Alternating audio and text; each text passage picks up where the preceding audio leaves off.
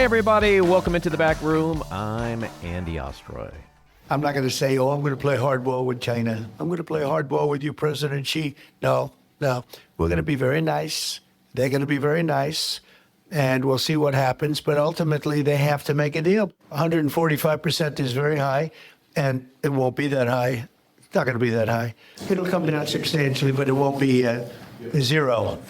It used to be zero. We were just destroyed. China was taking us for a ride, and just not going to have. It's not going to happen. We're going to be very good to China. All right, that was Donald Trump. We'll talk about that in just a second. We also have former Illinois Congressman Adam Kinzinger with us today. But first, thanks for tuning in. We appreciate you listening, and we'd love to hear your comments. So email us at backroomandy@gmail.com and or post on our social media, and we'll read some feedback next time. And if you like the podcast, please rate and review and follow or subscribe, and you'll be notified every time we post a new episode. Here's some feedback we received this week. On our conversation with Mary Trump, Cindy Silva writes, "Love her. She's brilliant." On our conversation with CBS News business analyst Jill Schlesinger, Heather Tobin writes, "This is so needed. Cannot wait to listen. Loving your podcast." And on our conversation with Congressman Jason Crow, Steve Norton writes, "Thanks for the show with Jason Crow. We need more like him, unafraid to speak the truth and hit back hard." All right, let's talk about that clip for a second. This clearly shows that he has no strategy with tariffs. There's no rhyme or reason to anything. He slaps 145% tariffs on China, and then China basically says, fuck you. We're not going to respond, despite what Trump just said there, that they have to make a deal. No, they don't. Clearly, they don't. They're not making a deal. They're not even calling you. And you're whining like a little bitch, sitting by the phone like a 14-year-old high school kid, waiting for your boyfriend or girlfriend to call. And then he's like, we're going to be good to China. But what is the point of all this? Well, there's no point except that he's expressing his pure Alzheimer's addled brain at every moment. And it's sort of this policy based on a nostalgia he has, which is completely disconnected from today's fiscal reality. And I don't even know what he thinks, because what he says and what he thinks are disconnected. Does he really believe we're going to have factories making iPhones here? Because I'm not really sure if that's nostalgia that's misguided or if it's just bullshit. Yeah, and I think if you go 145%, that means it must be rooted in something concrete. But then 2 weeks later, it's like, we're going to be good to them. We're going to make a deal. I'm not going to go hardball on them. Then why'd you do it in the first place? And Scott Bessent pointed out that 145% tariff is effectively an embargo. It isn't a tariff at that point. It's nobody's buying anything. Ship containers are down 40% from a year earlier. The presidents of Target, Home Depot, and Walmart have pointed out that within 2 weeks, you're going to see empty shelves when you go to Walmart or Home Depot or Target. Because obviously, how are they going to order anything if 70% of what they get comes from China and it's double the price? That's insane. And despite a year or more of Trump insisting that countries pay the tariffs, this week he literally said, you take this and you add it to the price of the product. That means the consumer is paying it, not the country. He literally said it. I mean, he's an abused child. He treats people like an abuser, right? So crush, and then give them a little So you're saying release. You're saying he didn't break the cycle with his upbringing. That's Andy. It's like me. That's exactly. Thank you for putting those words in my mouth. So I gotta say, this dude seems like he's imploding. Polls came out this week. Fox News, Pew, Quinnipiac. He's underwater with independents. He's dropping double digits with Republicans. He is cratering on his two big issues, immigration and the economy. Republicans and Democrats, they've lost trust on these issues with him. It's a disaster for him. He's at this point in his presidency, let's call it the first 100 days, he is at the lowest of any president in history. And he just beat out his old 2016 numbers. He is a walking, talking, unmitigated fucking disaster. Yeah, he's underwater in every single category. One would have thought that, not to us libtards, but at least with immigration, he wouldn't be underwater with Republicans. And he's even underwater in that category. Yeah. Well, what we're finding is that as much as Americans on the right want a strong border and deportations of undocumented criminals, they're also showing some humanity. That I think 80% are against his immigration policy. They don't like white vans pulling up on a sidewalk with masked, unidentified, God knows who, yanking people off the street and deporting them God knows where. And that is an encouraging sign. Sliding into autocracy is sort of an evolution, and we are moved in that direction. As you probably heard, 500 scholars on the subject of autocracy said we're dangerously moving closer to autocracy. Mm-hmm. But we do have two parties still, and we do have independents. And so, to your point, there are a lot of people who still believe in due process. And this is so obviously a violation of due process, and people are upset about it, and they're concerned. It's also the cruelty. You know, it's one thing to go to a rally and listen to a stand-up comic like Trump and yuck it up. It's another thing when you actually see the cruelty. The other thing that's encouraging is the courts. He's getting hammered in courts. I think yesterday alone, there were 3 rulings. I mean, we've seen the courts rule against him on his threats to cut off federal funding to sanctuary cities. The courts also halted his plan to cut funding for K through 12 schools that have DEI programs. The courts also pushed back on his anti-voting election executive orders, requiring proof of citizenship, et cetera, making it harder for people to vote. There was another order for a return of a second Maryland man known as Christian. He was deported with Kilmar Abrego Garcia to El Salvador on the same day, which violated a pre-existing court order. The judge told the administration to facilitate his return and, in view of the semantic game they played in the Abrego Garcia case, warned that, quote, standing by and taking no action is not facilitation. That's a direct quote from the judge. So he's losing in the court of public opinion. He's losing in the courts. He's losing everywhere. He's losing in his own base. This is 100 days in. I do think he got shocked with the stock market, with the bond market debacle. The stock market this week has been up. It still has a ways to go to get back to where it was, but it seems to have settled. You know, he's going to eventually roll back the tariffs with the European Union, other nations, and in particular, dramatically, if not altogether, roll back the tariffs with China. And he pulled back on his threats of firing Fed Chair Jay Powell, which roiled the markets. I do believe he will capitulate. I'm going to push back just a little. Go right ahead. I think that the markets are like a battered spouse, and they are a lot of abuse today. Jesus, what kind of family do you guys come from? We don't want to talk about that right now. I'm just saying that I think they want to have good news, but he's really given them no indication that he is going to do anything other than the same thing of you have no predictability about what he's going to do.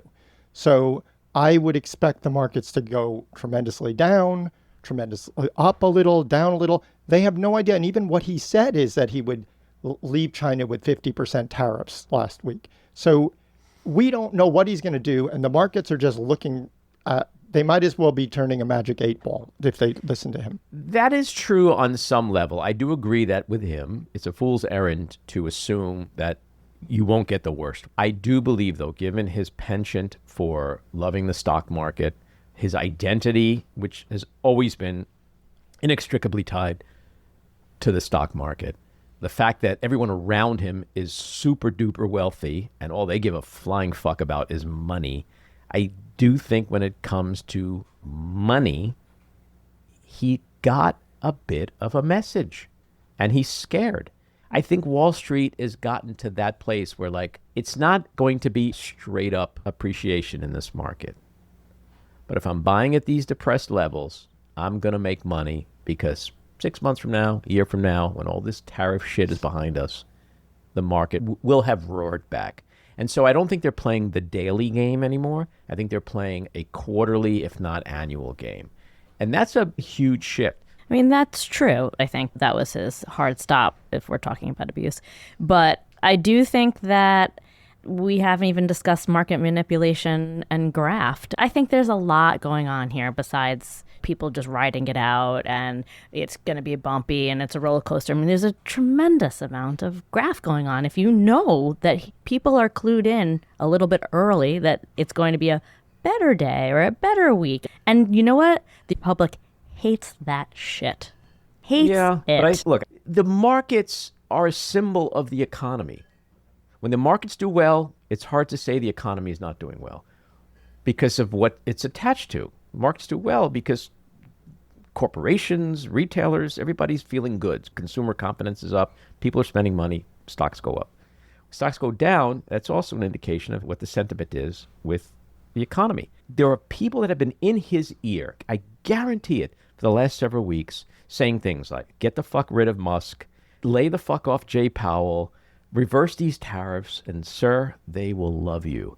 And I feel like that's what's happening. That doesn't mean there's not going to be cruelty all over the place in other areas. Immigration is still a mess. But I think when it comes to these tariffs, I think he realized, and especially with China, he thought China was going to fucking roll over. Why?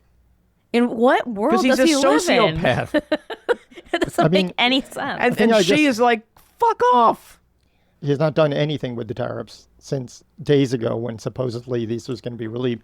And that was really broken by Bessent in a private meeting he should never have been having with Merrill Lynch and other investors, which is completely unethical. So they could the next day make billions as the market went up. You know, Procter & Gamble has lowered growth expectations, citing challenging and volatile consumer and geopolitical environment. Southwest Airlines, United Airlines, Intel has reported that its revenue and outlook are being negatively impacted. Essentially, all of these companies are seeing negative outlooks because of these tariffs that probably won't be reversed. So I think that no matter what, if he even cuts the tariffs down tomorrow to 30, 40, 50%, we're headed towards a recession more likely than not at this point based on everything that's already happened. Yeah, look, we got through COVID. We got through supply chain issues without getting into a recession.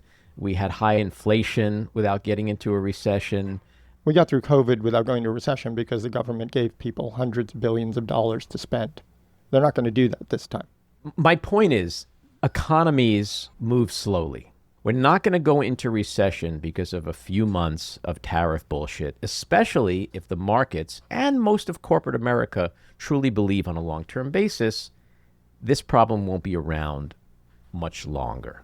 Looking at what's on the ground right now and seeing the sentiment change, the shift in the market mood the last week, if he stays in this mode and continues to roll back the tariffs, especially with China, then we're headed for much less difficulty than we all thought a couple of weeks ago. All right, let's talk about Pete Hegseth. We have this second Signal text chat fiasco that he's in now. This time he included his wife, his brother, and his lawyer. There's also this, what they call this dirty line scandal where he had a internet line put in his office so that he can circumvent the Defense Department protocols so he can use his cell phone for his Signal chats. Like, this is a willful circumvention of standards and protocols that are in place for a reason, to keep our data, our secrets safe, to keep the country safe. But he has good hair, and he's a good guy. He's got great hair. And he shares the information with Trump the way Trump wants it to be digested. And but Jen, so it's all good, man. First of all, good. Nothing to see it's here. the media. This is what the media does. Yeah. He reminds me of Lloyd Bridges in Airplane. Remember when he was sniffing glue? He's yes, like, this is what the media does. This is what the media does. They do this. They make up stories. They make up. He is so high on something. Either drugs, alcohol, or just fucking plain bravado and hubris, that it is fascinating to watch him. Those little tarmac interviews he always gives where he's on his way into an airplane or a helicopter. But the other day it was like, this is what the media does. They make up stuff. They fabricate stories. No, 3 of your top aides, friends of yours, who you brought in, left. One of them wrote a piece in Politico, saying that there's nothing but chaos at the Department of Defense right now. But he's like Trump's little puppet, little mini-me. That's what Trump loves. Oh, my God, he's fighting back. He's blaming it on the media. Oh, that's great. I love him. That's all that matters to Trump. But this is too big. I said it when the first scandal broke. Like, it's just a matter of time. And look, Congress people have been out this past week. So they haven't even been around to have microphones stuck in their faces going, what do you think about Pete Hegseth? Well, friends, who's going to be the adult in the room to change this? Well, Trump has to fire him or make him resign. The department is not functioning. We are the greatest military in the world, and we are not functioning properly. It's absolute, utter chaos. There's huge turnover. He screamed, I'll hook you up to a fucking polygraph, to Navy Admiral Christopher Grady, who was his then acting chair of the Joint Chiefs of Staff. This was last month after he suspected Grady of leaking the story about Elon Musk coming in for a classified meeting on China. People are saying he's out of control. Yep. What's going to happen is at some point, be it days or weeks, Donald Trump will get tired of having this maniac represent him in how he thinks he needs to be viewed in America. Let's make a bet. All right. Go ahead. I say he's gone within 30 days. I was going to say today is April 24th. So by May 24th, if he's not gone, I win. Yes. All right. Yay. Okay. All right, done. Let's get to the winners and the losers. My winner, federal officials for restoring funding to the Women's Health Initiative, one of the longest studies of women's health ever carried out.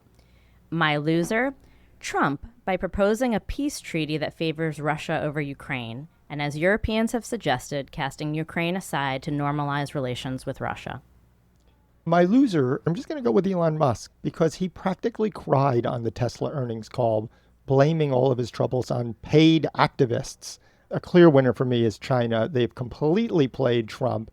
He is stumbling and doesn't know what to do because he doesn't want to look weak. But in general, China is completely clobbering him. My winner, the courts, which continue to serve as a critical check on Trump. My loser, SecDef Pete Hegseth, who will be gone within days or weeks, for sure. Which gets us to the weekly rant. So as we've been discussing, it's pretty clear that Pete Hegseth is in some seriously deep shit, and there's a lot of people, myself included, that are predicting his imminent firing. Because it's simply too easy to focus on his colossal fuck-ups and not conclude that it's time for him to go. But the bigger issue, the bigger question is, how the fuck did he get that job in the first place? How did someone with absolutely no experience for the position, so unqualified, a third-rate Fox News anchor, only good enough for a weekend spot, end up in charge of the greatest military in the world with a budget of $850 billion and 3 million employees? Someone who ran 2 small veterans nonprofits so incompetently that he was run out of both of them. And the answer is simple. Congressional Republicans are a bunch of fucking cowards, terrified of Donald Trump and his cultish grip on the base. So frightened of his erratic sociopathic threats and the fear of being primaried and losing their jobs that they knowingly put a dangerous chaos agent with a history of raging alcoholism and accusations of violent behavior, someone whose own mother condemned his destructive behavior, to run the Pentagon. And to be sure, the Pentagon is not the place for on-the-job training. The Founding Fathers are turning over in their graves because Republicans who control this revered institution have so completely abdicated their constitutional duty of oversight, of checks and balances, and advise and consent in order to protect and preserve their own interests.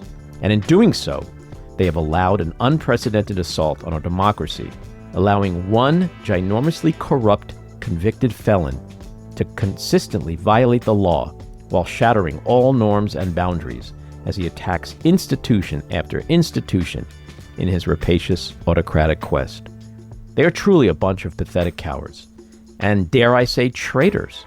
Yes, traitors, because they have betrayed the oath they swore, and they have betrayed their country. Hopefully, at the very least, they will be held accountable for it all by being thrown out of office by voters on both sides of the aisle who find their behavior disgusting and dangerous. Shame on all of them. All right, let's get to Adam Kinzinger. Congressman Adam Kinzinger served 6 terms in the U.S. House of Representatives, representing Illinois' 16th Congressional District. He served on the Committee on Energy and Commerce, Foreign Affairs, and on the nonpartisan Select Committee to investigate the January 6th attack on the U.S. Capitol. Prior to Congress, he served in the Air Force in both Operation Iraqi Freedom and Operation Enduring Freedom, and continued his service in the Air National Guard throughout his time in Congress, retiring in 2023 as a lieutenant colonel. Shortly after the January 6th insurrection at the Capitol in 2021, he founded the Country First movement, and since leaving Congress has become a senior political commentator for CNN and a New York Times bestselling author of Renegade. Congressman, welcome into the back room. Hey, thanks. Good to be with you. Thanks for having me. So I want to start off with this SignalGate situation. There's new allegations that SecDef Pete Hegseth shared sensitive military details in a private Signal text chat that included his wife, his brother, and his lawyer. This follows a month of utter chaos at the Pentagon, including his firing of several top officials over major policy disagreements. He never should have been confirmed in the first place, but is it now clearly time for Hegseth to go? Yeah, I mean, it was time for him to go literally day one, right? But this is just beyond the pale. I mean, okay, so let's put his qualifications prior to the job aside and just take the behavior since he's been in. I think it would have been different if after he was kind of busted with this first SignalGate, if he said, you know what, look, guys, you're right. I never should have done it. I have apologized to the president. I've promised it would never happen again. I think it would be over. But this is so, I mean, it's so indicative of like the Trump thing, which is, and it works for Trump. It just doesn't necessarily work for everybody else, which is never apologize, right? You never admit you're wrong. So this is a big deal. And how any of these senators, with the exception of 3 of them, the Republicans that voted for him, can look at themselves in the mirror, I don't know. I think what's obvious in this is a guy that has massive amounts of imposter syndrome. He feels like he's not worthy of being SecDef. He really isn't worthy of it. And he's just trying to impress people. So he's added his lawyer, his brother, his wife to be like, look at all this kind of cool stuff I'm doing. And I think that's what you read in the text of the first SignalGate, is just a guy trying to look like he's in charge and not somebody that's really confident in his position. You're a decorated combat vet, and this is a particular area of expertise for you. So for an institution with a culture that places so much emphasis on leadership and chain of command, what does it say to our active military that we have this kind of chaos, this level of chaos at the Pentagon?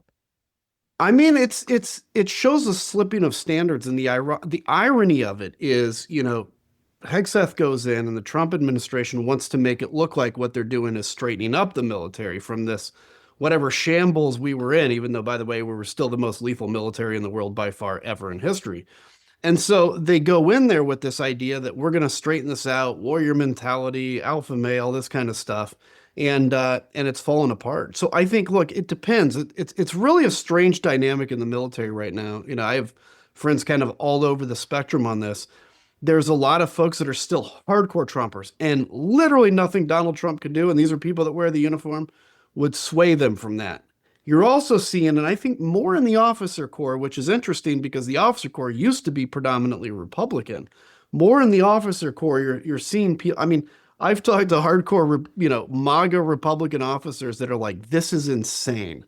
And they're starting to question what's happening. So I do think it's doing a lot to kind of shake the confidence in the top. But the thing I worry about most with the military is that the very top leaders, whether it's the Joint Chiefs or people even just under him, the JAGs, the Judge Advocate Generals, that they're being replaced and in essence getting rid of that layer of what should be constitutional resistance for like an illegal order or something like that. That's a big concern I have with the Pentagon right now. And how does this make us less safe in the end?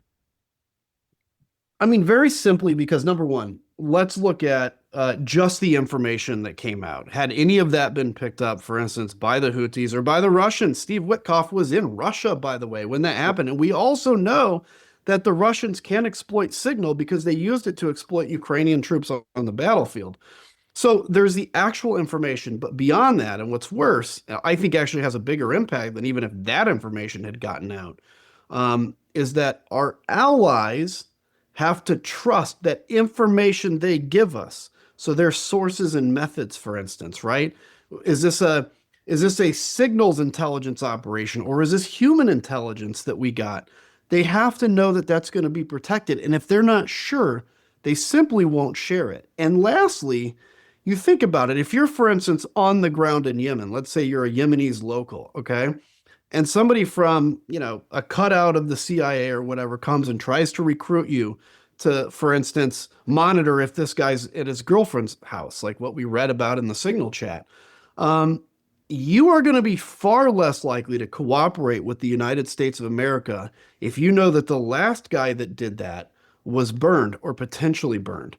And so what this does, it was the same reason I was concerned with how we treated our, translators in Afghanistan and Iraq is, okay, next time you need these people, are they going to trust you? And if the answer is no, that inevitably will cost American lives. Yeah. And I think, it's important to recognize that the Hegseth mess should not be viewed in a vacuum. It's really part of a 10-year pattern with Trump.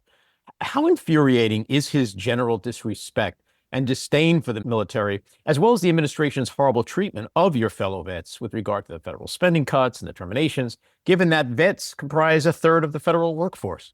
Yeah, I mean, look, it's very angering to me, and I think what's even more than just the impact it has, the veterans cuts and things like that, is the fact that I can't even describe or even with certain people argue how Donald Trump is anti-American or anti-veteran. I mean, this is a guy that literally, I don't think, and I mean this, I don't think he can physically separate his own interest with the interest of the country. I think he sees the two as the same thing. That's what narcissism is like a kind word for him. So whatever, megalomania, that's what that is. And to see somebody like Elon Musk, okay, who, fine, did a great job building SpaceX and building Tesla. Now he's worth $500 billion. He's walking around on a stage at one of the craziest conventions in the world and telling us what we can live without. Well, by the way, everything he's cutting, he's also adding on to his SpaceX contract to go to Mars, which I'm sorry, I'd love to go to Mars. It's probably not going to happen soon and probably shouldn't be the highest priority when we're not feeding people and when we're cutting USAID. He can go and do that. And at the same time, probably make that amount in interest back, by the way, just in his own personal value. That's what bothers me is when they say to veterans, look, it's cheaper. And I don't think they're saying this intentionally, but this is the message it's taken. It's cheaper for you to go home and die than it is for us to keep paying you your disability for the rest of your life. It's cheaper for you to go home and, wrestle with your suicidal thoughts than it is for us to staff the suicide hotline. Now, again, I don't think anybody's intentionally saying that to veterans or even means to, but that's the message that's taken. Look, war sucks, okay? We don't have a draft in this country, which is a good thing, but when you have volunteers, the promise you make to them is we're going to pay you pretty decently, we're going to give you good benefits, and we're going to take care of you the rest of your life if you get injured in service. And unfortunately, that's now on the table, which is something I never thought would be. And the promise of not deploying them unless it's absolutely necessary. Correct. Yep. Absolutely. So let's talk about Ukraine and Russia for a second. Trump bragged that he'd end the Ukraine-Russia war on day 1. It's now day 94, and he's blaming his failure on Ukraine for not surrendering. And he whined to Putin on Truth Social this morning, Vladimir, stop, about the bombing of Kyiv. This is some seriously masterful negotiating strategy, right? Yeah. More like art of the squeal. Yeah, it really is. It's funny. Like today, when he made whenever he made the comment about the bombs, in Vladimir, he said, "Vladimir, stop. This isn't great timing, and you're not achieving much." It's like it's not that he's murdering people; it's that the timing's not very good, right? That, by the way, that comment was like the most aggressive thing he's ever said to Vladimir Putin. This weird idea, and look, I think if you put every MAGA person on CIA truth serum, they would tell you that they know that Russia invaded Ukraine. But this weird, 1984 misinformation environment we live in, where somehow Ukraine must have turned on the suck Russian troops into Ukraine magnet, and the Russians tried to resist, but they couldn't help it, is insane. And the other thing that's crazy about this is we, including myself, and I'm a huge Ukraine believer-inner, if that's a real word, I thought that they'd fall within a couple weeks and that there would be an insurgency, right? And we'd try to bleed them like we did in Afghanistan. They're holding out, right? Russia is losing 1,000 men a day. In a week and a half, they have as many casualties as we had in 20 years in Afghanistan, every week and a half. And yet Donald Trump is going to try to pretend like Russia is the inevitable winner here. Russia's out of offensive combat power. Look, both sides are like boxers in the 10th round. They're just kind of swinging and not really making any progress. But Russia has no ability to make progress now. And so if we could have stayed behind Russia, or if Europe or stayed behind Ukraine, or if Europe can cover that slack, Russia will be defeated. Donald Trump, for some reason, is desperate to save them. And that's what's crazy. And I got to tell you, of all the wars in the last 30 years, and I believed in Afghanistan, at the time I believed in Iraq when I participated in it, this is the most clean-cut, good against evil war there has been in the world in probably 30 years. Well, given that Putin is not going to be persuaded by Trump's whining, and these latest developments are a concern, you tweeted this morning that Ukraine should now go, quote, full Monty on Russia. Yeah. What does that mean? So look, Ukraine has absolutely skyrocketed and grown their ability to project long power into Russia. And by the way, if you're an attacking country, this is just War 101, international warfare law too. You have a right as a defending nation to attack into the attacking countries. I mean, that's just logical, right? That was a big frustration with the last administration, is them hamstringing Ukraine on where they could use weapons. So Ukraine has been somewhat disciplined in only targeting Russian energy infrastructure, for instance, sometimes 1,000 kilometers away from the border. Now they need to basically go after any military target. And frankly, I think targeted attacks against military personnel in Russia make it painful for Russia, make it clear that, yes, Russia may be able to continue to draft young men into the meat grinder, but ultimately it puts even their political leadership at risk. And I think ratcheting up that pressure is what Ukraine has to do to really get Russia to the table. Look, let's be honest, probably in the negotiations, there will have to be negotiations eventually. Ukraine's probably not going to be able to move troops the next day into Crimea again, or basically all the rest of Ukraine that's occupied. But there's a difference. What Donald Trump is trying to do is do what's called de jure recognition of Crimea, which is we recognize it by American law. We've never done that with occupied territory, versus de facto recognition. And as long as Ukraine keeps doing this battle, what we can eventually get out of this is a security guarantee for Ukraine to make sure that, just like 2014, this war isn't resumed when, Vladimir Putin is able to catch his breath. Those are the two keys right there, I think. So Trump's shifted from decades of American diplomatic and foreign policy, given his abandonment, essentially, of Ukraine and embrace of Russia. You mentioned the trust factor before. In your opinion, is that the most consequential damage on the global stage with this? Oh, sure. Yeah. I mean, look, here's the thing that I'm so passionate about is, look, the United States, we're a good country. I think when we do things, we generally do it out of well-meaning, but we also do it out of self-interest. So after World War II, when we decided to stay in Europe, yes, we recognized that there would be problems if we left Europe, but we also recognize this is beneficial to us, right? To have a pretty strong presence here in Europe, to build an alliance like we've built here. We've done that out of self-interest. We've also decided that the U.S. Navy would be the one force. And this is relevant to the first Signal chat, where they were complaining that other European nations don't help us, which they do, by the way. But we have made the decision that the United States Navy will be the only force in the world that actually enforces freedom of navigation. Why? Because that helps us to write the rules that benefit us ultimately. And so when we break trust with our allies and we take what really is 85 years of war and diplomacy to put us in a position where we can be the number one economy in the world, the number one currency in the world. We can have a $36 trillion debt and sustain it because people know that they can still invest their money here safely. When that goes away, all that sacrifice is almost impossible to rebuild. And that's my biggest worry is now, what are you seeing? We're supposed to be taking on China's unfair trade practices, but what's happening instead? China is scooping up all the people that we've alienated.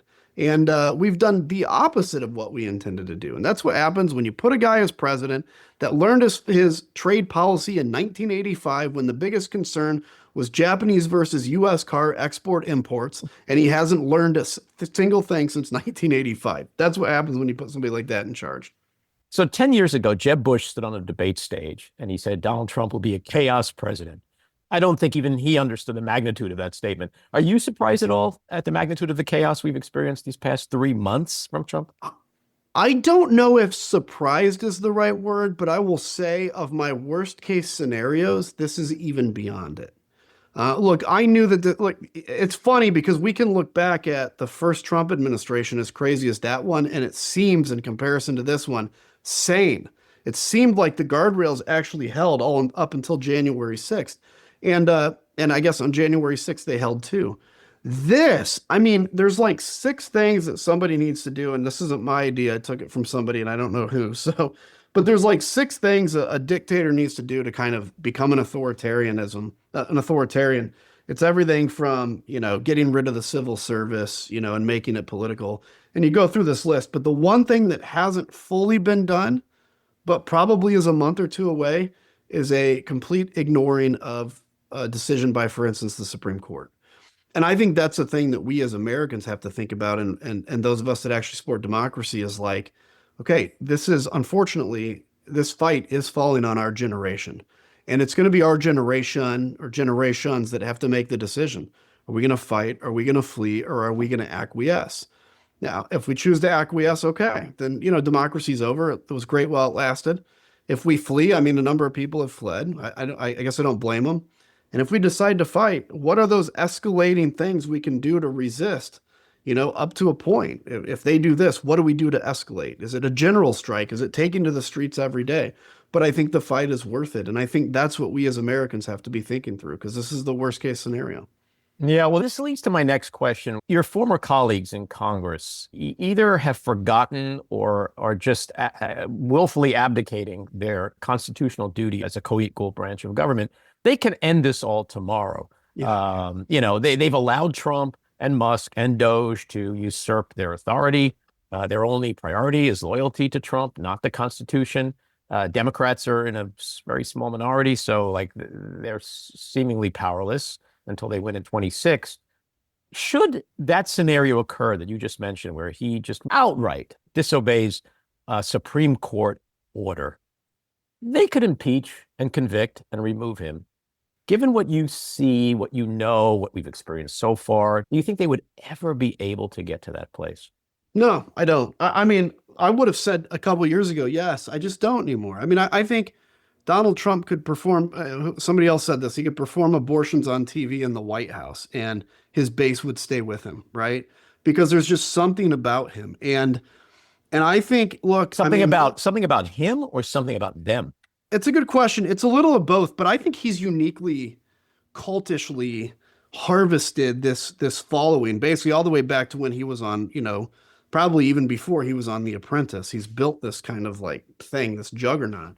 But it also says something about people. I mean, people are desperate. Look, the altruistic version of it is people are desperate for inspiration and leadership. And I think they really are. They feel isolated. The pessimistic version of it is people are just really angry at each other. And he taps into that. And that's a scary thing. I mean, look, the thing is I could name a handful of people that I think would be kind of the first to break in a case like that. I think of people like Don Bacon, Brian Fitzpatrick, they're speaking out pretty hard on Ukraine, which is good. But there's, look, as much as I'm passionate about Ukraine, I think it is the most important international issue right now. The domestic stuff is even scarier, right? And they haven't fully spoken out about that. I could see a scenario where they kind of break and come along, but short of them switching parties and voting for a new speaker, the Speaker of the House controls the floor, and he will never will bring up impeachment against Donald Trump. I mean, honestly, Donald Trump could walk out on stage naked and nobody's going to tell him he doesn't have any clothes. And that's the moment we're in, unfortunately. And that's why, again, what I'm inspired about, so on the good side is in just under 100 days, we're seeing millions of people hitting the streets. And it's not, we're not throwing bottles and, burning down stores. We're hitting the streets with real messages of concern here. And I think that's only going to grow. And trust me, Donald Trump sees this and there's resistance. And the other thing is he's only as powerful as we allow him to be, as we think he is. The guy is actually really weak. He's a coward, and we need to call that out. So might that be the inflection point when the Republican Congress, which heretofore lives in mortal fear of the base and being primaried by Trump. If they start to feel that that base or a part of that base is slipping away, Yes. and that base is angry enough and behind Congress, might that be the inflection point where they start to turn on him? Yeah, it could be. And so, look, the thing you have to learn about congressmen, and I was one, so I know, is we actually tend to flow. I guess I'm kind of an exception because I jumped into the fire, but we kind of tend to flow wherever the resistance is least. And so if I can keep my job and it's a little easier by following Donald Trump, I'll do that. If I can keep my job and it's a little easier by going against Donald Trump, I'll do that. Because ultimately, and it was kind of intended to be this way, these elected officials reflect a little of what the people want. But what the founding fathers never intended, ever, was for the Article 1 branch to voluntarily give up its own power. I don't think they even saw that as a real risk. Maybe they did, but of course, everybody would want to defend their own domain. And unfortunately, Congress has not. It's become much easier to be Marjorie Taylor Greene and go out and yell and scream and get on Twitter and get on TV than it is to actually do the hard work of governing and coming up with compromises. The good news, though, is yes, I think there's an inflection point where, and I say that politically speaking, congressmen and women have to fear their constituency more than they fear Donald Trump. And when they do that, we'll begin to see this crack and change. And I'm not totally pessimistic on the future of that. I think the louder we get, the more we protest their offices, the more we demand town hall meetings, I think the more we come closer to actually hitting that point. Yeah. I mean, look, when the Congress looks at the latest polling, which has him cratering, I mean, he's underwater Totally. and he's underwater on immigration and the economy. He's underwater with independents. He's lost 15 points among Republicans. If that trend continues, I think there might be some movement. I do too. And by the way, I think there's room for it because I think of about half, generically, I think about half of the people that voted for Donald Trump are the ones that would watch him, do abortions in the Oval Office, right? But about half are ones that are like, I've talked to them. You've probably talked to some of them that are like, I don't like the guy, but eggs, the economy, it was great under the first term. Those are the ones that are going to turn against him. And they may never admit it to you because as humans, we never want to tell people we were wrong. I mean, it's just human nature, but they will secretly turn against him. And that's what you're going to see reflected in these numbers. Yeah, I think, they'd be foolish to ignore the polls, to ignore the special elections a few weeks ago in Wisconsin, and in particular in Florida, where the margins of victory were cut in half by Gabe Alamont and Josh Wheel. That should wake them up because if they're so afraid of getting primaried and losing their jobs, maybe there's going to be that point where they're like, you know what, we're going to lose our jobs anyway if we don't do something. So that gives us a little bit of hope perhaps, but that's a matter of timing. I want to ask you about RFK Jr. because this is something I think you and I share. Putting aside all the budget cuts that we're seeing, all the terminations, Trump's big, beautiful bill that he wants Congress to pass, which threatens Social Security, Medicare, Medicaid.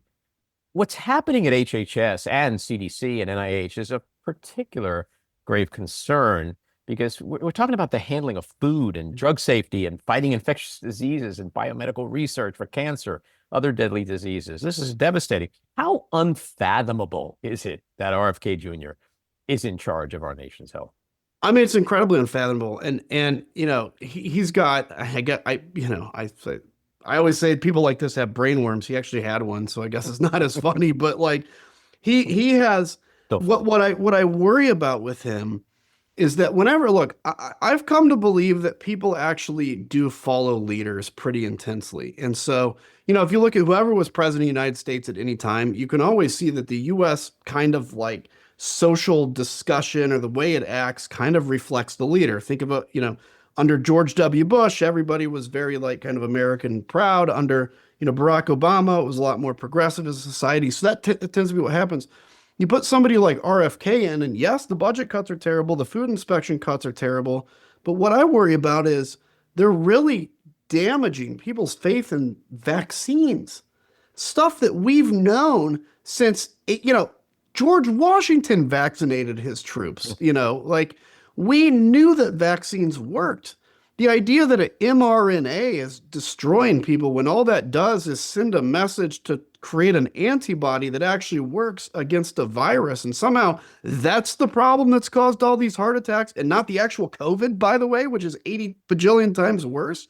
And so I worry that we're rotting our own brains with this misinformation. Look, I mean, you want to take fluoride out of the water? Maybe we don't need fluoride in the water like we used to because people are brushing their teeth more and stuff. I'm open to that stuff. But when you tell people that fluoride turns them into zombies for the government or whatever it is, or the earth is flat, or we never went to the moon, this is where I worry about the future of the country. And that's what RFK Jr. is doing. I don't know what he really believes. Does he buy into this stuff? Is he doing it for attention? I don't know. But there are real lives at risk. And I live in Texas now, and there's a huge measles outbreak here. Thankfully, I'm vaccinated, and so is my kid. But my goodness, I thought we eradicated measles 100 some years ago or 50 years ago. And here we are. What's next? Polio? What's next? Bubonic plague? Are we going to be back to yellow fever? I mean, where are we? What's happening? Yeah, the real fear is that if we should experience another COVID-like pandemic, and instead of Dr. Fauci, we have RFK Jr. at the controls. That's terrible. Well, we've got this H5N1, which is bird flu that, there's a real concern about. Hopefully it doesn't do anything, but like this thing is crossing all kinds of species and it's much more deadly. Can the country really unite if something like that comes, or does half of the country believe it's a conspiracy again? I don't know. And what does the Trump administration and RFK do? Do they let 3 million Americans die because, own the libs, or do they step up? I don't know, but I don't have a lot of confidence in them. Yeah. So I have this theory that Trump 2.0 is the gang that can't shoot straight, and that give them enough rope, they'll hang themselves. And that this gross incompetence and the chaos will be ultimately what saves us. What's your thinking on that? I do agree with you. I think it's important that we continue to resist as hard as we can. I think it's important for Democrats, by the way, to show a fight. And look, I like seeing, what Bernie and AOC are doing out there. I also want to stress, if you want to win in 28, don't go far left. Like, go to the center, be to my Democratic friends, I'm like, be a Bill Clinton type Democratic Party where you can win the working class back again. But I do think ultimately they're going to shoot themselves in the foot. I do think it's going to be some incompetence, because what you're seeing now is America, despite all the rhetoric, and I engaged in this rhetoric when I was in Congress about we want less government, we want whatever. They do want it academically. They don't want it in their heart, because all of a sudden you realize all this stuff in government was invented for a reason, right? There's a reason we built the interstate system. There's a reason, we have extra special education for people with autism in school that comes from the federal government. But the other thing I think that could really take this administration down, and I think Democrats and everybody else need to do a better job of messaging, is corruption. This is the most corrupt administration to ever sit in the Oval Office, I think, ever. They would call it the Biden crime family. This is the Trump crime family for real. Donald Trump just invited people for his meme coin over for dinner, and the meme coin has doubled in value. There was a Chinese crypto investor that gave a bunch of money to another one of his coins, and then magically the SEC dropped their complaints against him. He wants to create a strategic cryptocurrency reserve, which on the one hand sounds okay. On the other hand, who knows what it could be? There is so much corruption in this administration that I think someday we're going to look back and be like, holy hell, how do we do anything like that, and how do we miss it? Yeah, the corruption is truly staggering. Congressman, thanks so much. This was a great conversation, and I hope you'll come back and talk with us again. Anytime. Yeah, enjoyed it. Thanks. All righty. Take care. All right, we're going to take another call from our good pal, Colton Blue. Colton, welcome back into the back room. Yeah, thanks for having me. We're going to go right into the question of the week, and that is Trump's sinking popularity. He's losing trust of the people on his two big issues, the economy, immigration. Has he lost you? It's fake news. It's always fake news. Everybody still loves President Trump. Heck, they're already gearing up for 2028. I got my hat on order as well. I mean, it's just nonsense. It's what the liberals do every time. They just make stuff up. So you're saying the polls are fake? Yes, of course. Who's tampering with the polls? I mean, because the big one that came out this week was Fox News. Fox News? Well, the Fox News pollster has been against him for some time. But those pollsters are paid by other people. So the networks just choose the polls that they use. And this pollster has been a known anti-Trump person for quite some time. So you think Trump's doing a great job? Oh, of course he is. He's got the rest of the world on the ropes. We're tired of being taken advantage of. And they're all scrambling, running around trying to figure out how to deal with the tariffs and the things he's doing to them. And, finding that little son of a gun in Ukraine, he's going to be put in his place. And now Trump is helping Russia say, you know what, we're going to take our country back. I mean, imagine if New York did that. If New York said, you know, we're going to be our own country. We're tired of this. You can't come in anymore. We'd all be, everybody go crazy. We couldn't see shows anymore. We couldn't, their pizza originated there. Everybody'd be furious. So have you checked your 401k statement recently? I don't pay attention to it much because you're supposed to just leave it there and let it work for you. I just think that everybody's so freaked out. We're dealing with somebody who made billions and billions of dollars. Do you really think he doesn't know how the economy works? Do you really think he doesn't know how to make money for people? He bankrupted casinos. My 4-year-old grandson can make money in a casino. Well, you know, he bankrupted a casino and he's still rich. He had a TV show and everybody watched it. It made him more rich. So he knows how to make money. He knows how to make lots of it. Do you admire rich people? Of course. Mm-hmm. They went out and they worked their tails off and were able to succeed in life. I mean, we'd all like to do that. You admire Elon Musk? I have to be perfectly honest. Just his personality and his voice annoys the hell out of me. I don't like it. But he is a very wealthy man, and I admire that. I do.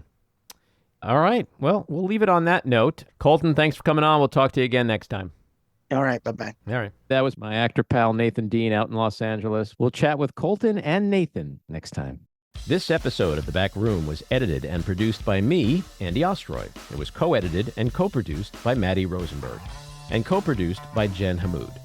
Our theme song was composed by Andrew Hollander, and our logo was designed by Cricket Langell. And special thanks to Patricia Wind. Please take a moment to rate and review the podcast, and also follow or subscribe.